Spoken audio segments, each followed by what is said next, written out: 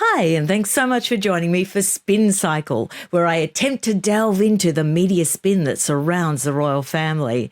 Today, we have something really intriguing to look at. It's a recent Vanity Fair article that I really want to share with you. And I actually brought my book reviewer's eye to this because the article was 8,000 words long, which is almost a small book. And I'm excited to share my insights with you. Now, I've made a lot of notes, so you will see me looking down because there's no way I can remember everything I want to share because this was so dense. It was packed with information. Now, I just want to make a little disclaimer before we kick off that I really give Vanity Fair no real credit for this. We have to remember that they were instrumental in the gaslighting of the public for the last 5 years, basically just spinning the Meghan Markle and Prince Harry PR line. That's all they've done. I think they did one different sort of article when they did the one with Meghan alone prior to her engagement to Prince Harry. They did suggest that they were unable to verify the veracity of her story about Procter and Gamble, and they made that known. So at that point, there was some hope. But from that point, they have very firmly just, regurgitated PR articles that are put out there and mainly in their online sort of outlets. So this article is interesting and many people don't really see it for what it is, I'm finding. It is not a tabloid type approach to this subject. What they're doing is they're trying to not make it look like a hit piece. They're trying to make it look like a serious piece of investigative journalism. And they nearly pull it off, but not quite. But I am interested in the truth-telling, and there was a fair bit of that. I'm actually not sure if it was their original intention to tell the truth when they embarked on this venture. I rather get the feeling that it became inevitable as they were talking to all their sources, and they seem to have spoken to a lot of people directly. I think it became clear that the real tale was about the duo's duplicity, about their victimhood, about how they spin everything so that they are always the ones being put upon, they are always the ones being ill-treated, when in actual fact the truth of the matter is that they treat other people rather badly. For once, Harry doesn't get off scot-free. He's painted as a rather dull person, but they do make it clear that he has a rather overinflated sense of his own intelligence. They tell a story about a visit to the Spotify offices. This is at the time when Spotify was still actively working with him, trying to come up with a podcast, because the person that they were interested in when they made that deal was Prince Harry. It wasn't Meghan Markle. They pretended to be politely interested in what Meghan Markle came up with, but the reality is they wanted the world's first podcast with the son of a king. So Harry rocked up at the Spotify offices and he was asked if he would like, a beverage, just polite, and he ordered a hot chocolate. Isn't it a pity that there wasn't a nanny nearby to ring down to the palace kitchens in order to get him a hot chocolate, because they didn't have any hot chocolate. So while they dispatched a staff member to find some, they came up with a rather interesting idea. Why don't we get sponsorship from hot chocolate companies and actually have Harry sitting there sipping the said hot chocolate while he chats to his friends? This idea was quickly debunked and dropped because it became apparent that Harry doesn't have any friends. And that's not just a bitchy observation. That was actually observed in this article, and it was actually sourced back to Meghan Markle. Meghan Markle actually stated to staffers and others that Harry apparently didn't have any friends. And I immediately thought, well, that sort of harks to the typical narcissist sort of MO when they're trying to isolate their fuel source, which of course is Harry. Now, this might imply that Has was actually left off the hook. I don't think so in this one. Unlike the Hollywood Reporter article that went to great pains to mention that Harry did enable Meghan's bad behaviour, they did also go to great lengths to point out what a happy, chappy, affable little ginger he was. This article, not so much. Frequently, they actually refer to both of them making staff lives miserable, and they do hold him much more accountable, I feel. Interestingly, I get the impression from this article that any podcast series actually produced by the Duke and Duchess could have been the Duke and Duchess of brain farts. They had so many great ideas, and some indeed were even started, but in the end they couldn't be executed, largely due to the behaviour of the couple themselves. They would get a great idea, but then wouldn't sort of double down and do any work on it. It was, like I said, dumped for impractical purposes because they just couldn't book the talent for their ideas. Often, too, they would backtrack. Meghan's very good at having ideas that might have a go at other people, but when it comes to putting her face to that idea, when it comes to her actually shooting off her mouth on camera, it's very, very different. I believe she says a lot of quite provocative and nasty things behind the scenes. But when it comes, for example, to even saying bitch on camera, she couldn't bring herself to, she had to use the B word, which sort of smacked of some 14-year-old doing a high school radio show. It was really quite pathetic. We'll get to Harry's idea for a podcast, which Bill Simmons actually pointed to when he called them effing grifters not so long ago. And, of course, that was delightful at the time, but we get a little bit more information about that idea. I made some notes. Harry wanted to do a whole series on sociopaths. He then compiled a list of who he thought qualified for that, and that list was Vladimir Putin, Donald Trump, and Mark Zuckerberg. Then a direct quote from Haz. I have a very bad childhood trauma. Obviously, my mother was essentially murdered. What is it about me that didn't make me one of the bad guys? It could be argued that Harry is indeed one of the bad guys by choice, because they are often defined by the company they keep.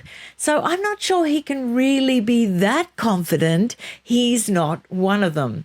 Now, it is pointed out in this article that anyone that was tasked with booking such a podcast would have the fundamental problem of inviting the guests on and explaining to them that they were going to be featured in a whole series on sociopaths.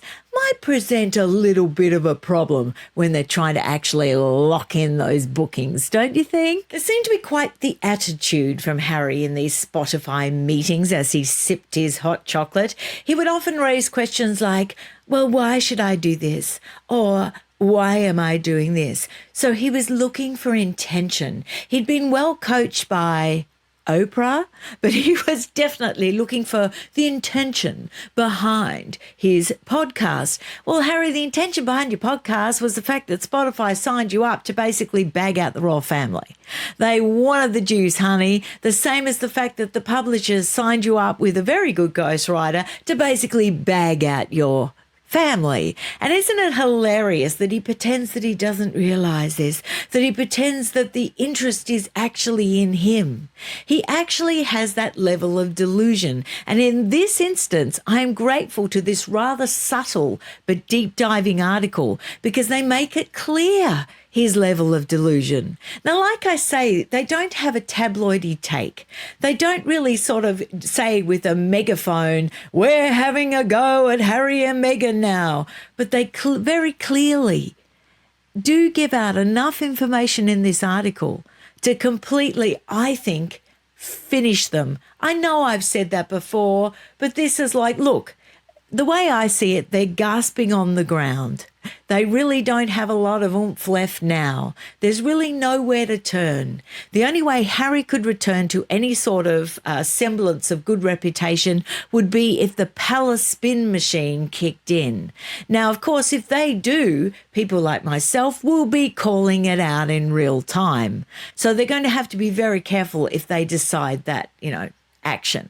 I have no indication that they are going to do that. I don't think they're stupid. I don't think they want to weigh in on this mess. And that is what it is at the moment. It is very definitely a mess. So if you can imagine that just lying, gasping for their last breath, I mean that metaphorically, I don't mean it literally. I'm not advocating for any harm to come to Harry and Meghan. Of course not.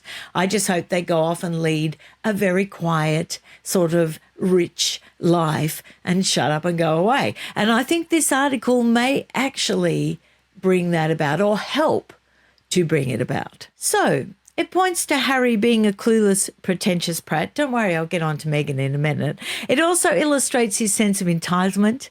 I guess a lifetime of reading other people's speeches and turning up at events that have been organised for you and having your failings covered up by the palace, that in the end he believed his own publicity. And there's a stark difference between Palace Harry and post-Palace Harry.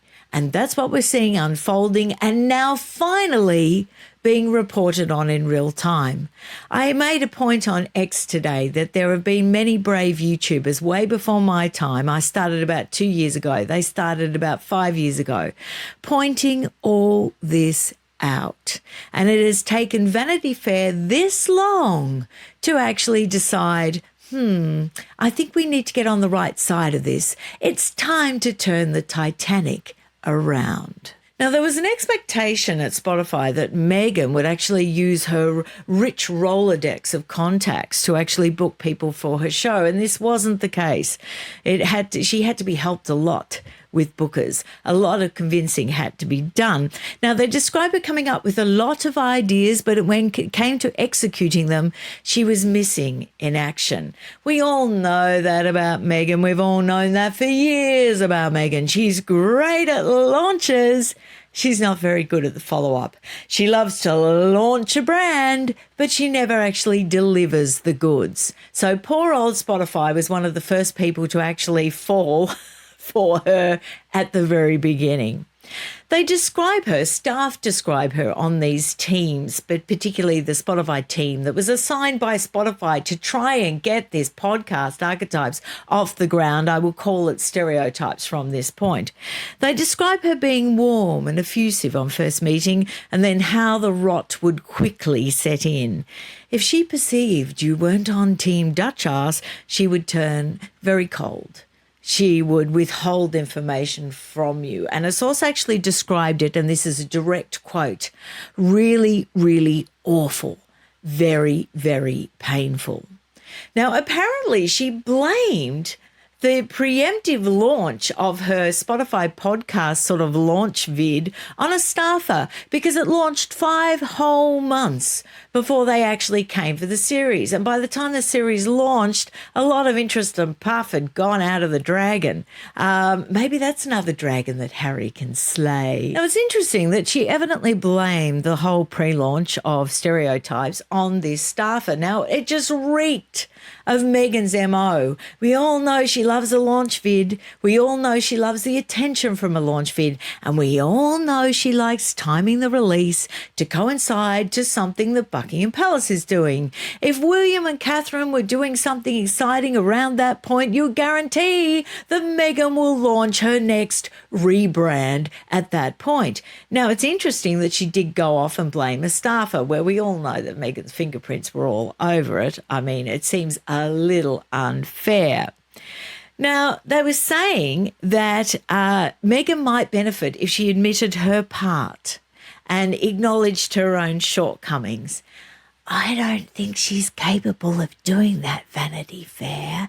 I mean, many people have sort of analysed her, and they've come to the conclusion that she might be, allegedly, in some people's opinion, a narcissist. And narcissists aren't actually capable of admitting their shortcomings. They're very good at actually highlighting everybody else's shortcomings, but they're never good at highlighting or admitting their own. So let's get more on to Meghan. She's portrayed in this article as a ruthless, mean girl boss who throws people to the wolves. And that is a direct quote. Isn't it interesting that Meghan was complaining about being thrown to the wolves in her Netflix docudrama? We can now see that it was very definitely projection. They describe constant undermining, talking behind your back, and a quote, acting like a mean girl teenager. Oh, she sounds like she might have been something like the B word. One employee describes leaving because she couldn't live with herself anymore. I don't blame you. I don't blame you. A former Spotify employee basically said they didn't just turn on the mic and get to work like normal people have been offered a $20 million deal. Oh, no, no, no, no. As a consequence, 2 years passed between the couple signing the deal and actually coming up with something for Spotify. Then this article does a little bit of a 180, a weak attempt at sort of understanding Meghan. I think they actually left that in because they wanted to make the article seem not biased. They wanted to be, like I said, serious investigative journalists who wanted to present a balanced, nuanced view of this story that everyone has been pounding out at their detriment for over 5 years. Do you realise, Vanity Fair, the amount of flack that people actually copped telling the truth about this couple way before it was fashionable, way before it was safe to do so? Makes me pretty livid, actually. But, you know, this is unbiased investigative journalism. And so this is how they do it. They walk back just a little, and this is how they walked it back. They pointed to her childhood trauma of not being popular at school. Hands up anyone else who wasn't particularly popular at school. Me, because I would talk too much. I was annoying, and I was also a little bit quirky, a little bit weird. That's okay. I haven't spent my adulthood trying to wreak destruction on two families, you know, or turned into a full-blown narcissist, I don't think, because I'm still capable of actually recognising my own shortcomings. You know, and my tendency to go off the handle, I do that. I'm a very emotive individual, which sometimes makes me a little unprofessional. So they go on to say that it isn't surprising that she has this sense of victimhood because basically she was unpopular at school.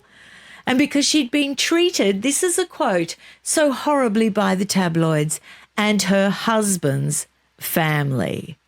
I sense Vanity Fair wants us to see that as their hot take, but rather than come across as slightly sarcastic, it did come across as backtracking and rather weak. I would suggest, Vanity Fair, that Meghan was revealed by the press, by the MSM, and also the family, the royal family in particular, was defending themselves from a bully in their midst. But that's just my opinion.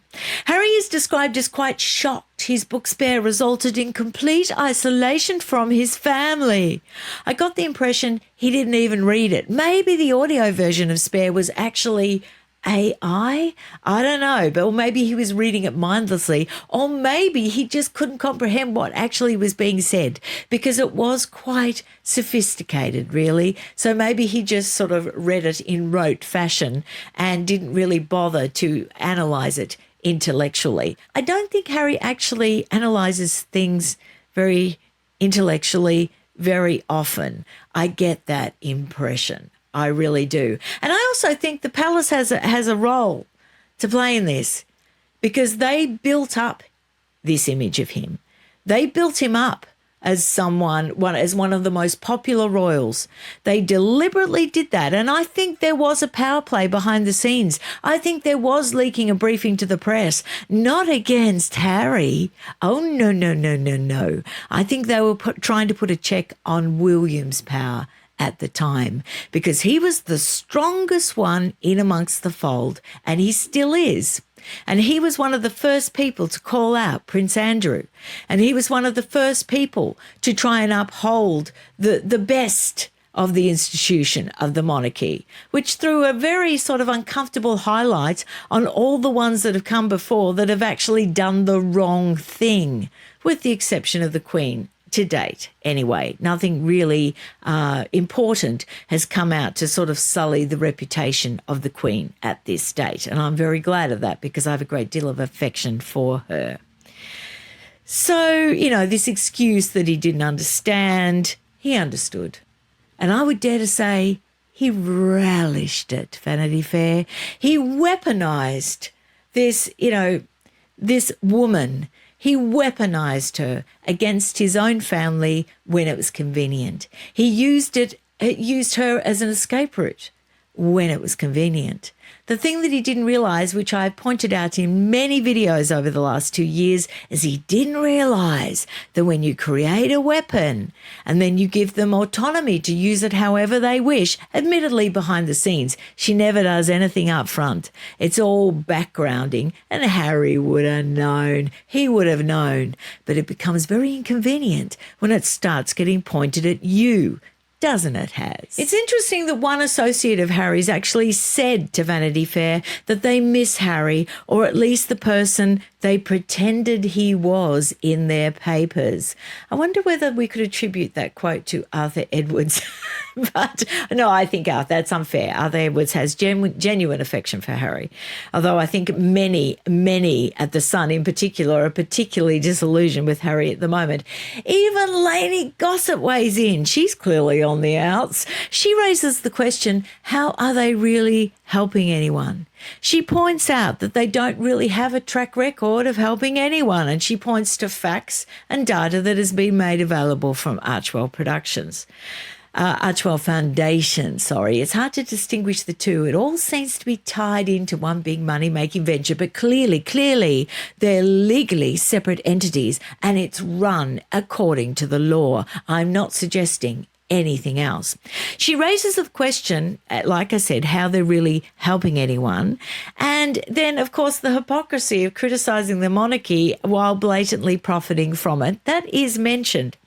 Now, people were instructed to call them sir and ma'am, or it's ma'am, isn't it? Rhymes with ham.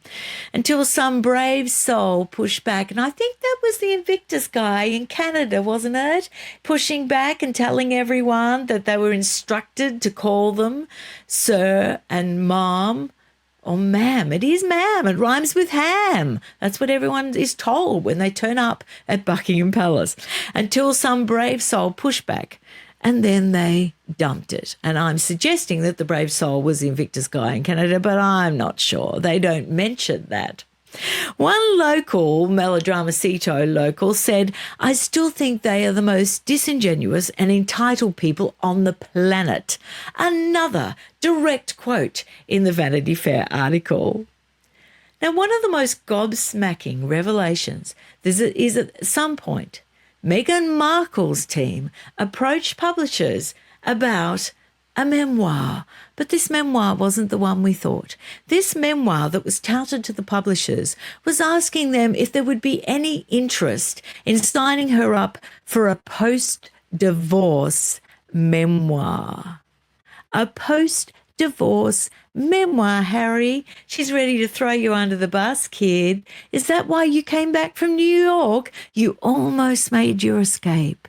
When that scathing Hollywood Reporter article launched, which I'm sure that your team had some awareness of, you were all lined up with all these exciting world leader type, statesman-like things in New York for the Clinton Foundation. You also skedaddled off to Africa and did lots of honourable, charitable things. I'm surprised you went back, but you had a little problem, didn't you, Has? You're a bit scared of the post-divorce revelations and indeed the post-divorce memoir. It's just not fun when it's turned on you. So to finish up, I do want to reiterate that it is, important that we acknowledge the role that Vanity Fair played in this sort of big gaslighting spin of the general public, where they were basically regurgitating in thousands and thousands of online articles the Meghan Markle and Prince Harry spin. It has been truly extraordinary. And like I said, I think it's important to share this slow, quite subtle turning of the Titanic. This turning, this shifting of the narrative, this very clever, subtle 8,000-word cover story that repositions them probably on the right side of history, I would say, very slowly, very carefully. They're probably not going to be called out by the Meghan Markle fans because the Meghan Markle fans are too dumb to realise the subtlety, the irony, when they're being facetious, when they're gently nodding to how ridiculous they are. They don't pick it up. They're not into that. They're not into subtlety. They're very literal people. Most people on the Harkle side are about 21 years out of date with their spin. They're about 21 years out of date with their causes, and they haven't picked up the shift in the way people feel. They haven't picked up in the shift that people aren't just prepared to swallow this absolute BS for a moment longer. The time has come, my friend. Freedom is afoot, and it is very, very welcome. So on that note, I will leave it, and I hope you found this interesting. I hope I gave you enough detail. I believe that other YouTubers are going to be doing deep dives on this, so by all means watch those and get their different takes. And I will see you again back on Monday with an episode of Other Royal News with the Royal Quarter. See you then. Bye.